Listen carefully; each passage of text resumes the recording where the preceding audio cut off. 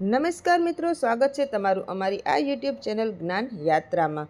મિત્રો, હવે પગાર વધારો થશે કે નહીં એનો આજ સુધી નિર્ણય નહોતો આવ્યો, પરંતુ મિત્રો આજે એક નવો નિર્ણય આવી ગયો છે। જે મિત્રો આંગણવાડી કર્મચારીમાં છે કે જે સરકારી કર્મચારી બનશે તેવું ગુજરાત હાઈકોર્ટે સ્પષ્ટ વલણ કર્યું છે।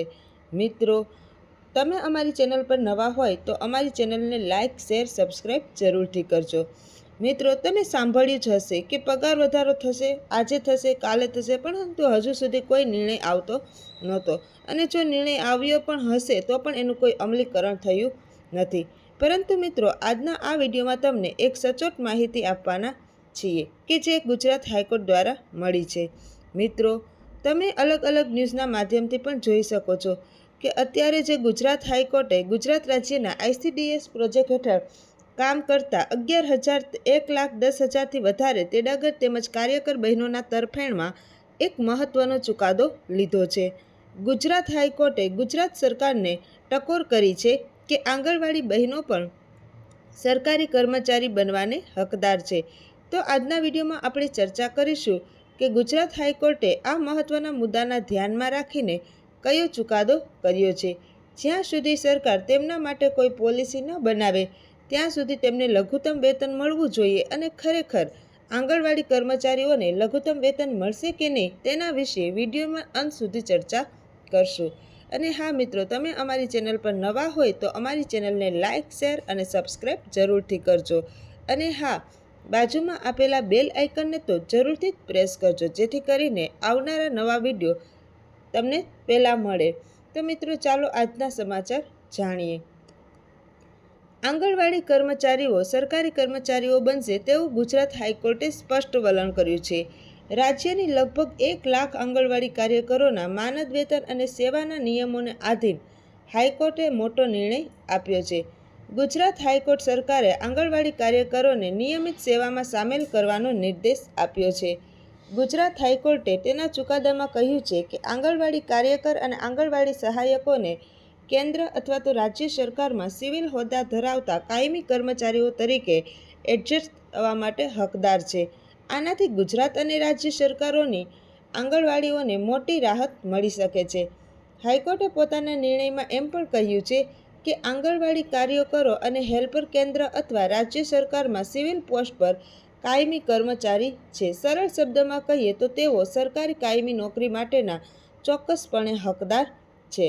હાઈકોર્ટના જસ્ટિસ નિખિલ કલિયાએ કાલે જારી કરેલા આદેશમાં જણાવ્યું હતું કે કેન્દ્ર અને રાજ્ય સરકારે આંગણવાડી કાર્યકરોને સરકારી સેવાઓમાં સામેલ કરવા માટે સંયુક્ત રીતે એક નીતિ તૈયાર કરવી। આંગણવાડી કાર્યકરોને સરકારી સેવાઓમાં સામેલ કરવા માટે એક સંયુક્ત રીતે નીતિ તૈયાર કરવી જોઈએ અને કેન્દ્ર સરકાર દ્વારા ચલાવવામાં આવી રહેલી આ સંકલિત બાળ વિકાસ સેવા યોજના પૂરી પાડે છે।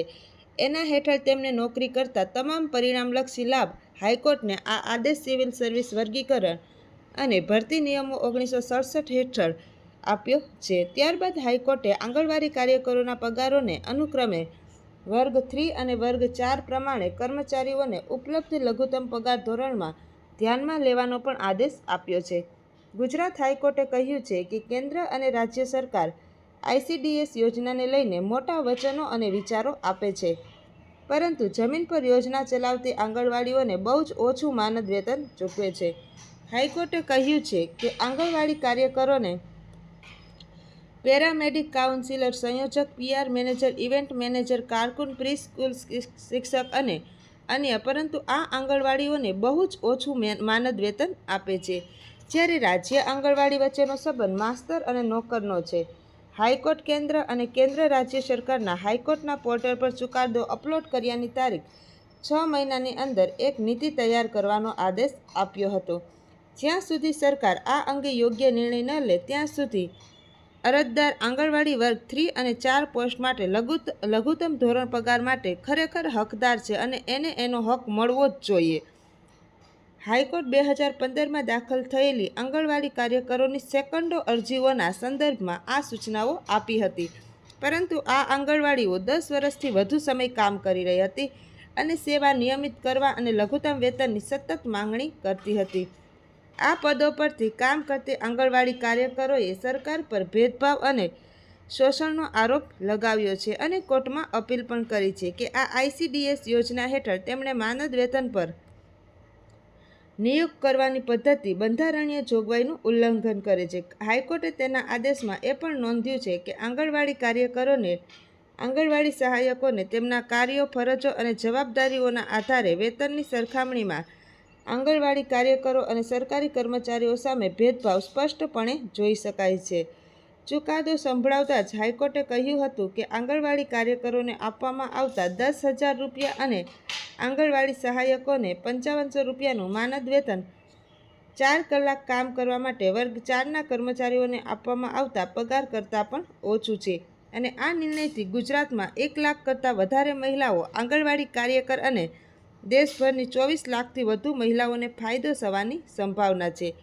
ત્યારબાદ હાઈકોર્ટે જણાવ્યું હતું કે આંગણવાડી સરકારી કર્મચારી બનવા માટે હકદાર છે. પોલિસી બને ત્યાં સુધી તેમને લઘુત્તમ વેતન મળવું જોઈએ.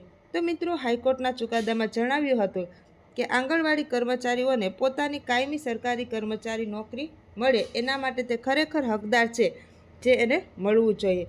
અને હવે મિત્રો, એના જીવનમાં ઘણો એક મોટો ફેસલો થવા જઈ રહ્યો છે અને એની અસર ઘણી બધી પડશે. આર્થિક અને સામાજિક જીવન બંને પર પડવા જઈ રહી છે, જે સારી અસર ઊભી થશે. તો મિત્રો, વર્ગ 3 અને 4માં સામેલ થતા હોય તેવા કર્મચારીઓનો પગાર 26,000થી વધારે છે અને વર્ગ 4માં જે કર્મચારીઓનો સમાવેશ થતો હોય તેમનો પગાર 21,000 છે.